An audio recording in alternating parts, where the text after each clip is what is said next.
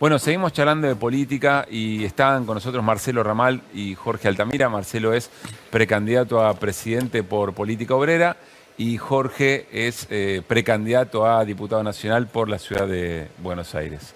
¿Cómo andan? Bienvenidos. Perdón, y Jorge es quemero, no nos olvidemos de ese dato porque tanto hincha de San Lorenzo que me traen, Jorge, yo necesito remarcar esto. ¿Es mucho. lobby. Estoy rodeada. No es un buen momento. No, claro que Jorge no. dijo, ni bien llegó al estudio, dijo, hoy no hablemos de fútbol, con Lucila es imposible. No, pero más allá de eso, yo lo reivindico porque digo, tenemos que hablar de fútbol. Igual, de cualquier manera, Maxi, tengo un productor de San Lorenzo acá que me habla todo el tiempo, insoportable. En fin. Yo voy a hablar de Huracán cada vez que pueda. Bueno. La última interna que me imaginaba que iba a haber iba a ser la interna de Desiguales. No, pero acá es todo expuesto y está todo bien. Marcelo, ¿cuál es la propuesta de Política Obrera para esta elección que recién fuera del aire caracterizábamos un momento de discusión política bastante pobre, digamos? Bueno, a ver, la discusión política es pobre por la pobreza moral, intelectual de los que han gobernado la Argentina, que se manifiesta en el estado de degradación social, destrucción de la condición laboral, salarial, sanitaria, educativa del pueblo argentino. Mirá, el año pasado, 1 de cada 2 puestos de trabajo que se crearon, digamos, que se integraron, fue con factura, monotributo, trabajo por agencia o simplemente trabajo en negro. Están las estadísticas oficiales. Degradar el trabajo es el primer paso para degradar después la salud, la educación, y esto transcurrió ahora. Vale lo mismo para las jubilaciones que cayeron entre el 20 y el 30% en los últimos, desde el 2017-2018 hasta acá, ininterrumpidamente, cosa que no se va a resolver con una política de créditos sacados de la manga a último momento. Entonces, esto indudablemente, y esto de alguna manera retrata o caracteriza nuestra corriente a política obrera, es una degradación que se inscribe en un cuadro incluso mundial más general. Recién estábamos tocando el tema de los spots. Creo que Política Obrera es la única corriente que en los spots de campaña tocó 2 problemas nodales.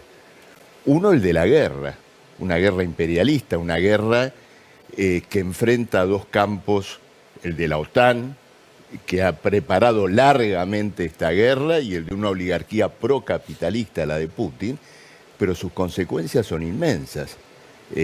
Pueden tener una implicancia de carácter nuclear. ¿Por qué te parece importante meterle una escena que parece más preocupada por esto que mencionabas antes, digamos, el salario, el empleo? Porque indudablemente forma parte de una crisis humanitaria que más temprano que tarde va a involucrar, es decir, hoy ya está involucrando, ¿no es cierto?, a todas las grandes potencias del planeta, y tiene un hilo conductor muy claro. La sobrevivencia de un sistema social agotado a costa de la vida humana. La precarización laboral es a costa de la vida humana. La guerra también. Mira, Sí. Nuestra consigna, aprovecho, ¿no es cierto?, porque tiene mucho que ver con esto, nuestras vidas primero, vinculado con la degradación del trabajo, la guerra, la miseria social. Este ángulo superador, buscando, ¿no es cierto?, que en un momento de una crisis vertebral los trabajadores adquieran conciencia de la envergadura de la crisis, bueno, caracteriza nuestra corriente. El otro tema que no alcancé a mencionarte porque justo tocamos de la guerra, es el de la crisis ambiental. El otro día tuvimos el día más caluroso de la historia en siglos. Y esto caracteriza también la crisis porque el equilibrio entre la sociedad humana y la naturaleza se ha quebrado definitivamente. Los escucho y hay muchas cosas en las que coinciden otros de los representantes de la izquierda en estas elecciones. Y los hemos entrevistado y siempre les preguntamos lo mismo. ¿Por qué no se logra armar un gran frente de izquierda en la República Argentina hoy por hoy? De hecho, si no me equivoco... El primer punto, Luli, que desintimos es sobre la guerra. ¿Por qué? Porque el Frente de Izquierda en su inmensa mayoría apoya a la OTAN. ¿Apoya a la OTAN? Pero claro, han hecho colectas para los ucranianos, dicen que es una guerra por la independencia de Ucrania y no que es una guerra entre imperialismos. Es decir, en la historia de las guerras no es la primera vez que la autonomía nacional de un país es usada para zanjar un conflicto mayor. ¿En dónde mataron al archiduque de Austria en la Primera Guerra Mundial? Sarajevo. En Sarajevo. Sarajevo es Serbia, ¿no es cierto? Serbia era Ucrania, quería ser autónoma, independiente. Ellos decían, nosotros no queremos saber nada con la guerra, queremos nuestra independencia. No era una guerra mundial entre dos bloques imperialistas. Pero eventualmente, sigo con lo que plantea Luli, ¿por qué esas diferencias no se zanjaron en una interna de un frente no sé. que aglutina a toda la izquierda, digamos? No, una diferencia de este tipo se zanja eventualmente por medio de un debate. Sí. Ese debate ya tiene el mismo tiempo que la invasión rusa a Ucrania. Hace 2 años que estamos debatiendo. Y por eso, a la luz de ese debate, el que vote al FITU vota la posición pro-OTAN de los dos lados, porque el MST, que está de un lado, y Izquierda Socialista, que está del otro, son los dos extremos, coinciden en el apoyo a la OTAN. Pero espera, si a Bregman o a Solano le preguntás si están a favor de la OTAN, no te van a decir que sí. Ocurre lo siguiente, Estás haciendo una interpretación yo no de su conozco a posición. nadie en la izquierda internacional que apoyando a la OTAN diga apoyo a la OTAN. Ujú. Lo que dicen es que están de acuerdo con el armamento que les envía la OTAN, que esto porque los ucranianos están librando una lucha de liberación nacional. Nuestra corriente, que es partidaria de la independencia nacional de Ucrania, dice que esta lucha es una guerra imperialista entre dos potencias, cuyas consecuencias, quiero contestar algo que Sí. vos le preguntaste a él, sobre la, ¿cómo se llama?, la precarización laboral, los salarios, El etc. impacto en nuestro día a día. Va a ser terrible. ¿Vos creés que en un desenlace, una guerra prolongada, y en el desenlace de una victoria de uno sobre el otro, la situación mundial le va a abrir una perspectiva a los países, digamos, periféricos? De ninguna manera. La victoria de uno sobre otro va a llevar a nuevas guerras, porque una Rusia vencida va a ser el botín en el cual las potencias que integran la OTAN se lo van a querer repartir. Ahora, más allá de... Entonces, a ver, veamos una cosa. Quiero ir a lo que creo que es la preocupación genuina de ustedes. Quizá me equivoco, pero creo que es la preocupación genuina de ustedes. Ustedes piensan que no hay debate. No, yo lo que veo es que la derecha se une mucho y la izquierda no. Bueno, eso que se une mucho me extraña, porque lo único que veo en la televisión es todo lo que se matan entre la reta. Pero forman un frente en un punto. Bueno, lo mismo vale para el otro. Tengo que decir que si El FITU. forman un frente, Graboy forma un frente con Massa, no lo presentan así. Pero son un frente, sí. Sí, Grabois son y Massa son un frente. un frente donde va a ganar Massa. Sí. Entonces, si estos son un frente, también en esa unidad, no, aunque estén en un frente, el comentario público es, ¿seguirán los que votaron a uno o al otro después de las PASO apoyándolos? Y todo? Hay una desintegración del proceso político.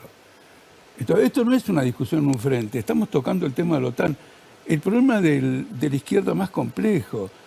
La izquierda se encuentra en retroceso, el FITU está en retroceso. Y está en retroceso porque es una corriente absolutamente parlamentarista. Lo que están discutiendo entre ellos es una pelea de cargos. Ese es el debate. Entonces yo pregunto esto. Con un 42% de pobreza, con un agravamiento de la situación, con comentarios que va a haber un default, etcétera, ¿el debate es quién va a ser primero en un frente? ¿Cuál No, es? el de izquierda, Sí. que sea del otro lado. Y después hay otra pregunta que hiciste, que él te la contestó, en mi opinión, correctamente, pero quiero dejar, digamos, un comentario para que quede neto. Cuando vos tenés dos gobiernos que fracasaron por completo, el gobierno de Macri, un desastre. Pero que no son lo mismo, ¿no? Mira, si no son lo mismo, son complementarios. Siempre lo he dicho. Menem y Kirchner no eran lo mismo, aunque los Kirchner gobernaron con Menem. Menem te endeudó, los Kirchner pagaron. Macri te endeudó, Massa paga. Pero no Son se puede decir complementa- que el diseño de las No, políticas pero es que públicas son ocurre la lo misma, siguiente. Jorge. Tenemos que ver los intereses sociales que hay atrás. Los tipos que se endeudaron con Macri quieren que esas deudas sean saldadas. Entonces viene un gobierno que paga las deudas. tenemos que verlo de esa manera. Si lo empezamos a ver desde el punto de vista de individuos... Eso nos lleva a una discusión que no la vamos a saldar acá, es si hay realmente condiciones como para no pagarla. No quiero entrar en esa, pues nos llevaría varios programas. A mí me interesa esa discusión, Bueno, pero tengo ganas de preguntar algo. Pero ahora nadie paga nada. Ahora nadie paga nada. Ahora, la historia, ¿no es cierto?, de la deuda sirve para aceptar una extorsión de carácter vitalicio sobre la Argentina. Y además te quiero decir lo siguiente. Cuando uno dice, bueno, ¿a qué orientación respondió? ¿Qué tipo de política o a qué clase social se está defendiendo? Acá en la Argentina asistimos a un hecho que realmente va a quedar en los anales de los libros, por lo menos de historia económica de la Argentina. Este gobierno, y particularmente Sergio Massa, dispuso un régimen de rescate obligatorio de las deudas en pesos emitidas en los últimos años por parte del Banco Central. O sea, el Banco Central emite plata, emitió en los últimos 3 meses del año pasado 1 millón de millones de pesos para escuelas, para hospitales, para los enfermeros. No, para sostener artificialmente el valor de la deuda pública. Si eso no es un rescate del capital a costa del pueblo, decime vos qué es, porque a lo mejor se puede encontrar ¿cuál otro es nombre. la propuesta? Yo no le encuentro otro ¿Cuál es la nombre. propuesta concreta? Déjame hacer un comentario porque... Después déjenme hacer la pregunta, porque si no vamos a terminar y no la voy a poder hacer. Que me gusta, que, digamos, como periodista, cuando te escucho, que las señales, porque no es exclusiva tuya. Es como si vos expresaras algo general. Hay condiciones, entonces no hay condiciones para esto, no pagar, hay condiciones para aquello, ¿cierto? Una preocupación tuya. Sí, puede ser una pregunta muy hecha de manera muy simple. El tema se ha puesto muy grave ahora, porque entonces viene la siguiente pregunta. ¿Hay condiciones para parar la guerra? ¿Para? Para parar la guerra. ¿Hay condiciones? ¿Hay condiciones para evitar que sigan destruyendo la naturaleza, el medio ambiente? No hay condiciones para nada. ¿Hay condiciones para pagar la deuda? No hay condiciones. Entonces, listo, colegio los botines. No, está Se bien. terminó Eso está porque bien. ahora ya es muy grave. Antes la discusión de la deuda, ay, nos bloquean esto y lo otro. Quiero conocer cuáles Tenemos que son... cerrar. Tenemos que cerrar, pero por lo menos sintéticamente, porque no lo pudimos hacer. ¿Cuáles son la propuesta de intervención concreta sobre la realidad de hoy de política obrera? Bueno, la realidad es muy clara. Acá hay que ordenar socialmente el país a partir del mundo del trabajo. Un salario que cubra el costo de la canasta familiar en un país donde todo el mundo mira con lupa los costos del gas, de la luz. Miremos el costo de sostener al que produce la riqueza nacional, es decir, el salario. El salario debe cubrir la canasta familiar. Lo mismo vale para las jubilaciones. Es necesario poner en marcha un plan de obra pública dirigido también por los trabajadores en un plan económico de conjunto que asegure el ingreso de la población desocupada al mundo del trabajo. En nuestra campaña, y lo vas a ver también en la calle, en los spots y todo lo demás, unimos estas reivindicaciones inmediatas a un concepto estratégico, un concepto de poder, que gobiernen los trabajadores. Es decir, sacamos la conclusión política, positiva, inmediata, directa, de todo este balance que estamos haciendo sobre la gestión capitalista de la sociedad en la Argentina y en el mundo. Esta crisis vuelve a colocar un problema de poder político. ¿Qué clase social tiene que gobernar? Esa es la pregunta con la cual Política Obrera interpela, y con esto, y volviendo a lo que decíamos antes, no tengo que decirte una palabra más sobre qué nos diferencia de la izquierda.